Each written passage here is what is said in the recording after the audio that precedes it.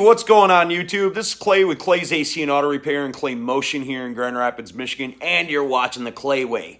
If this video is helpful, please consider subscribing, clicking the notifications, sharing my videos, and give me them sweet old thumbs up.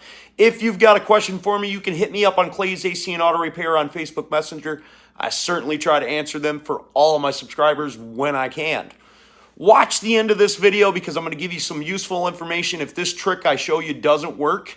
So closer towards the end there. Remember, if anyone else can do it, I promise you, you can do it too. So right behind me, right here, is a 2006 Chevy Equinox, Pontiac Torrent, Saturn View. They're all about the same, and if you own an Impala, say from 1998, Chevy Malibu from 1998 and on, or anything that's prior to 2011, let's say, maybe 2010, they started doing like the keys that are laser cut. You've probably experienced an ignition problem where you would put your key in there and it was real hard and you had to turn it really hard to get that thing to turn, and it almost broke on you.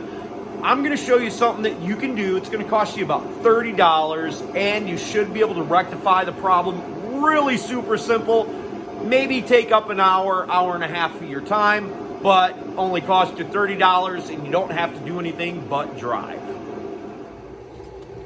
So on the late 90s to late 2000 GM models, they use a lock cylinder that looks just like this. Sometimes in them Malibus, it's right here, you know, or them old Auroras or things like that.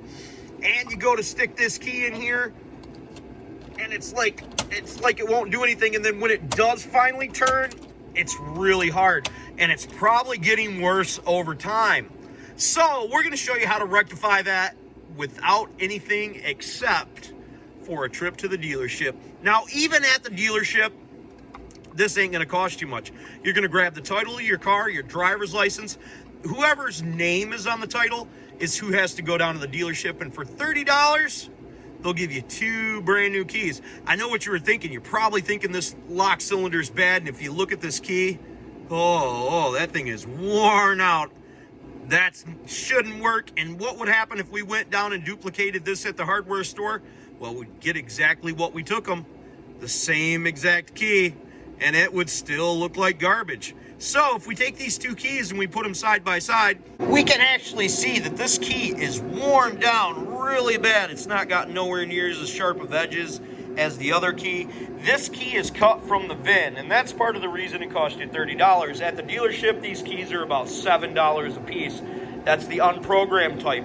The other programmed type costs you about another $10 if it's, you know, necessary for it to be programmed. And they do that while you're waiting.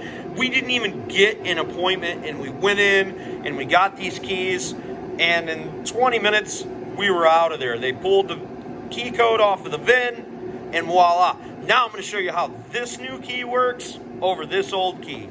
Now, just so you guys, I know you can't feel it the same way I can here, but if you stick this key in there, I'm going to stick it in there, and just barely put it in there, and it turns. I mean, easy as pie. There's nothing to it. Man, I'm so happy. Now, one of the things that would happen with this old key, other than not turning, now it turned easy just now, but normally it's like you have to put a lot of pressure on it, and you got to wiggle it just a little bit there. It would come out. My new key doesn't do that. So that's awesome. Now, another thing that I want to say to you guys at home that may be having trouble with these lock cylinders right here, all you got to do is wiggle the key, and sometimes I take my finger and I'll just pull it back, and you can't really describe it too easily on the video, but if we just pull it back a hair as we wiggle it, we're going to be able to get them little cylinders inside there to move up and down. And if we do that as we try to do a turning motion, it should turn rather easily. So if you're stuck in the driveway, do that. But if your key starts to do this, take a look at it, and if it looks all worn down like this one, get down to the dealership, get you a new key. You'll save yourself a lot of headache, because these are not easy to change, and you can't generally remove this lock cylinder unless you're able to turn this key no matter what you're working on. It doesn't even matter if it's forward. Most of the time you cannot remove the lock cylinder from the steering column or out of the dash without being able to turn the key.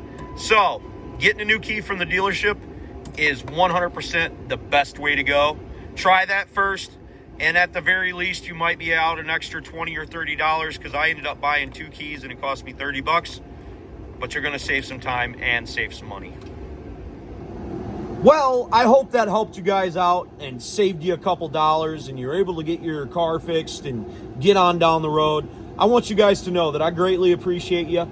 Remember, if anyone else can do it, you can do it too. Don't be the next to them. Be the first to you. God bless, and have the best of days.